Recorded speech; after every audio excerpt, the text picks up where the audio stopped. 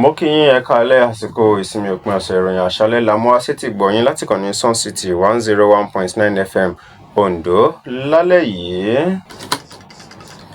Ilé ìgbìmọ̀ aṣòfin àgbà ilẹ̀ yìí ti ṣe àtúngbéyẹ̀wò òfin tìwọ̀daràn ojú òpó ayélujára láti gbógun ti àìsí ètò ààbò ńlẹ̀ Nàìjíríà.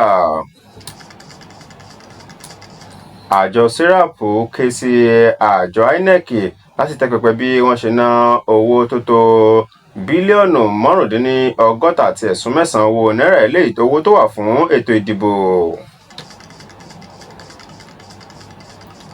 Ìdìtẹ̀gbàjọba látọwọ́ iléeṣẹ́ ọmọ ogun ní orílẹ̀-èdè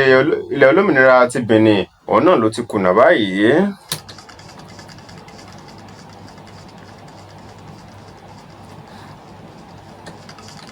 Ìròyìn ọ̀hún rèé lẹ́kùnrẹ́rẹ́ látẹnu Sodiq Bashir. Ilé ìgbìmọ̀ aṣòfin àgbà ilẹ̀ Nàìjíríà ló ti sọdúnmọ̀ báyìí pé wọ́n ti ń ṣe àtúngbéyẹ̀wò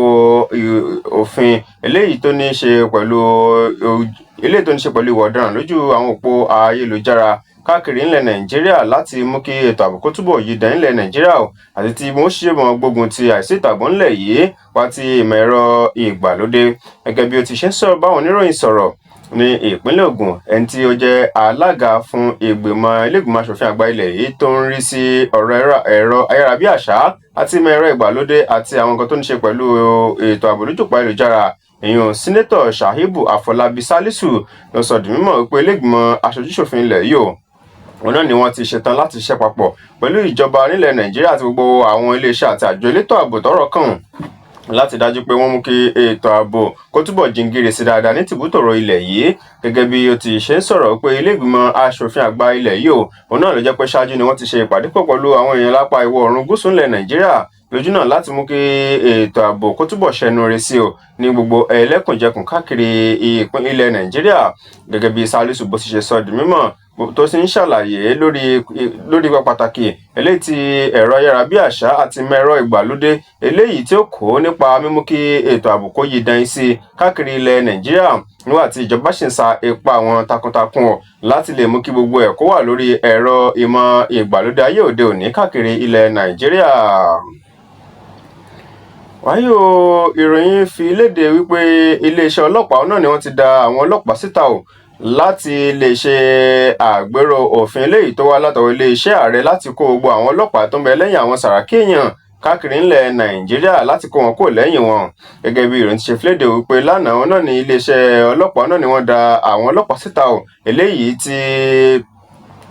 tí ọ̀gá àgbà yẹn fún iléeṣẹ́ ọlọ́pàá ilẹ̀ Nàìjíríà Káyọ̀dé Ẹgbẹ́tókun eléyìí tí ó dá àwọn ikọ̀ síta láti ṣe ìbójútó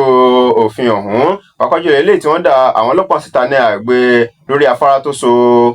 òpópónà Lẹ́kì sí Ìkòyí papọ̀ nípínlẹ̀ Èkó àti òpópónà eléyìí tó lọ sí pápákọ̀ òfurufú Murtala Muhammed ní ìpínlẹ̀ Èkó nílùú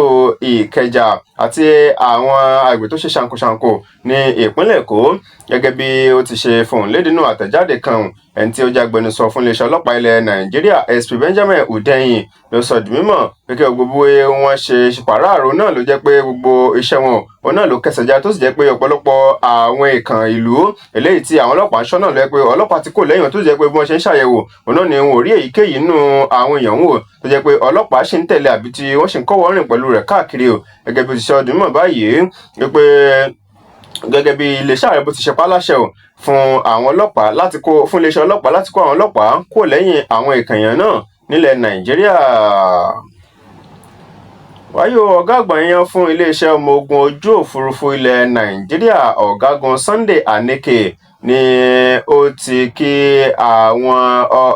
awakọ̀ ojú òfurufú ti iléeṣẹ́ ọmọ ológun ilẹ̀ Nàìjíríà méjì eléyìí tí orí kó yọ tí wọ́n sì lo ọgbọ́n ìmọ̀ àtinúdá wọn lásìkò ìgbà tí ọkọ̀ ojú òfurufú ti iléeṣẹ́ ọmọ ogun ọ̀hún eléyìí tí ó já nípínlẹ̀ Niger lánàá. Gẹ́gẹ́ bí Aneke bóyá sọ dímọ̀ nínú àtẹ̀jáde kan lásìkò ìgbà tí ó ń ṣe àbẹ̀wò sí àwọn awakọ̀ ojú òfurufú méjèèjì ọ̀hún ní ilé ìwòsàn nílùú Àbújá ló ti ń sọ di mímọ̀ wípé ó fi hàn wípé akọ́ṣẹ́mọṣẹ́ ni wọ́n sì ní ìrírí tó kún ní bí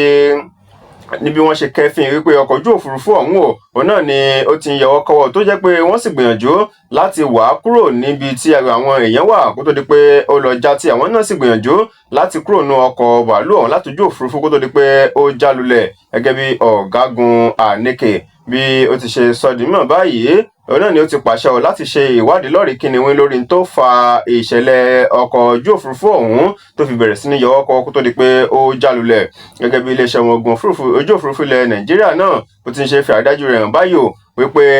ihun tí ó jẹ́ ọ̀pákùtẹ̀lẹ̀ iléeṣẹ́ ọmọ ogun ojú òfurufú ilẹ̀ yìí òun náà ní láti mú kí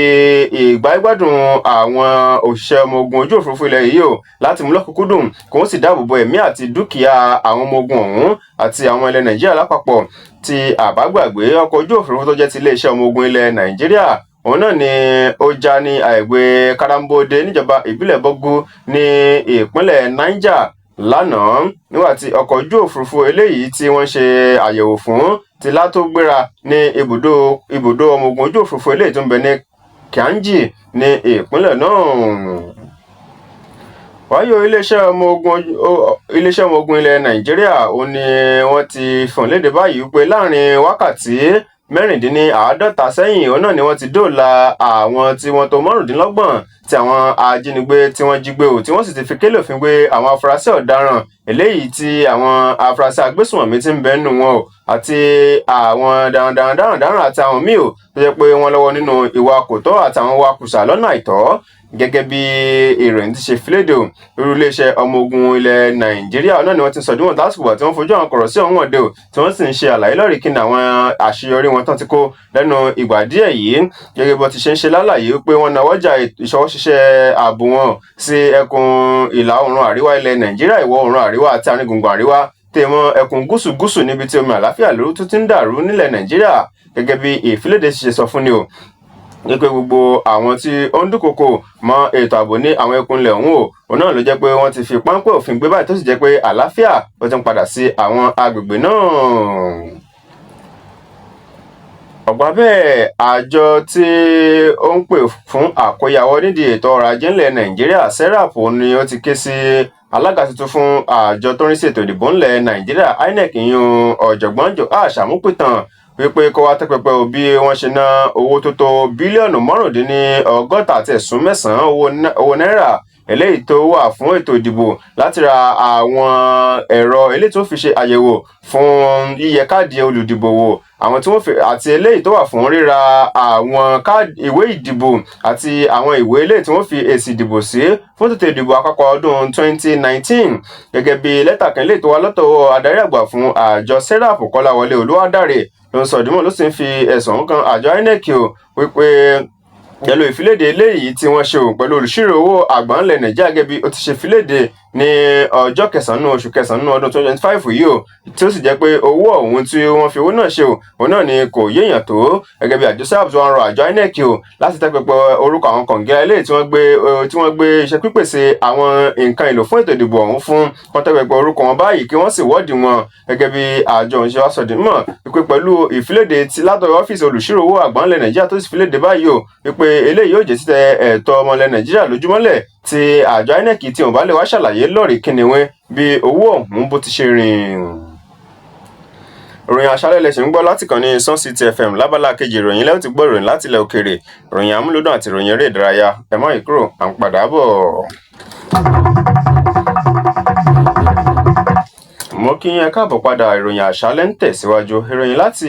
ilẹ̀ òkèèrè wáyé o mínísítà fún iléeṣẹ́ tó ń rí sí ọ̀rọ̀ abẹ́lé ní orílẹ̀-èdè olómìnira Benin ìyún Alhassan Saheed ló ti sọ di mímọ̀ báyìí wípé ìdìtẹ̀gbàjọba eléyìí tí iléeṣẹ́ ọmọ ogun ilẹ̀ ọ̀hún tí wọ́n ń gbèrò náà ni kò bọ́ sí fún wọn tí wọ́n sì ń fòun léde wípé àwọn ti kó ààrẹ ilẹ̀ ọ̀hún Patrice Talon láti wọ́n ti kó nípa pamọ́ra gẹ́gẹ́ bí ó ti ṣe ń sọ di mímọ̀ wípé lára igun kan nínú àwọn ọmọ ogun ọ̀hún òun náà ni wọ́n gbèrò ìdìtẹ̀gbàjọba ọ̀hún ṣùgbọ́n tí kò kẹsẹ̀ járí fún wọn tí àbá gbàgbé ẹ̀wẹ̀ àwọn ọmọ ogun olómìnira Benin ọ̀hún òun náà ni wọ́n filéde nínú ètò orí móhùnmáwòrán kan wípé wọ́n ti kó ààrẹ ilẹ̀ ọ̀hún Patrice Talon wọ́n ti kó nípa pamọ́ra ṣùgbọ́n báyìí tó sì jẹ́ pé wọ́n ti dá sílẹ̀ tó jẹ́ pé ìmọ̀ wọn láti dìtẹ̀gbàjọba òun náà ni kò jọ. ìròyìn àmúlòdùn gbajúgbajà òǹkọrin ilẹ̀ nàìjíríà ti sọ̀rọ̀ yanrọ̀ lórí awuyewuye eléyìí tó ń jà rìnrìn lórí ọ̀rọ̀ ẹ̀ tó sọ wípé òun kì í ṣe olórin ẹ̀mí ṣùgbọ́n òǹkọrin òun náà ni òun gẹ́gẹ́ bí ọ̀pọ̀lọpọ̀ ṣe máa ń fi ojú wò pé òǹkọrin ẹ̀mí lòun o gẹ́gẹ́ bí ó ti sọ di mímọ̀ lásìkò ìgbà tó ń kópa nínú ètò orí móhùnmáwòrán kan Ṣọlá Allyson ló ń sọ di mímọ̀ wípé gẹ́gẹ́ bí ọ̀pọ̀lọpọ̀ bí wọ́n ṣe mọ̀ kí òun ní olórin ẹ̀mí ó ní òun kì í ṣe olórin ẹ̀mí ṣùgbọ́n òǹkọrin òun ni òun tó sì jẹ́ pé òǹkọrin tó nítumọ̀ tó sì ní ọgbọ́n nínú òun ni òun kọ Allyson ló sọ di mímọ̀ lásìkò ìgbà tó sọ̀rọ̀ yanrọ̀ lórí awuyewuye eléyìí tó ń lọ lórí ọ̀rọ̀ tó sọ náà. Lákòótán ìròyìn aré ìdárayá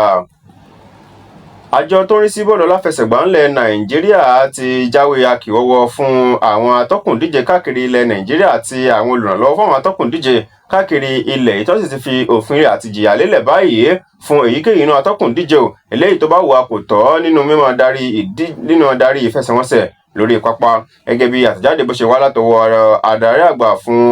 fún nínú àjọ tó ń rí sí bọ́ọ̀lù aláfẹsẹ̀gbá ńlẹ̀ nàìjíríà ìgbìmọ̀ tó ń rí sí ọ̀rọ̀ àwọn adarí ìfẹsẹ̀wọnsẹ̀ ìyún Mohammed Aminu ló ti ń sọ dóńgbà ẹnu ààrẹ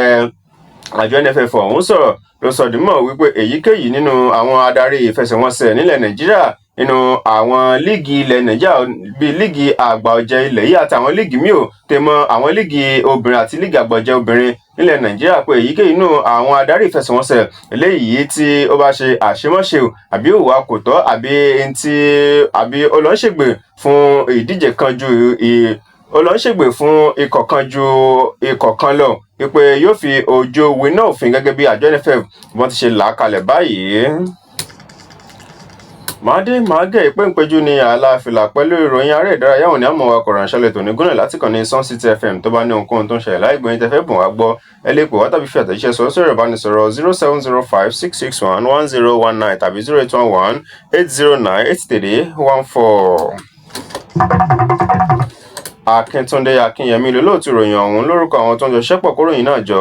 Sodiq Bashir ló mú wá sétí gbọ̀yìn ẹ ṣeun bí ẹ ṣe ń gbọ́ wá sípò ìsinmi ìpín ọ̀sẹ̀.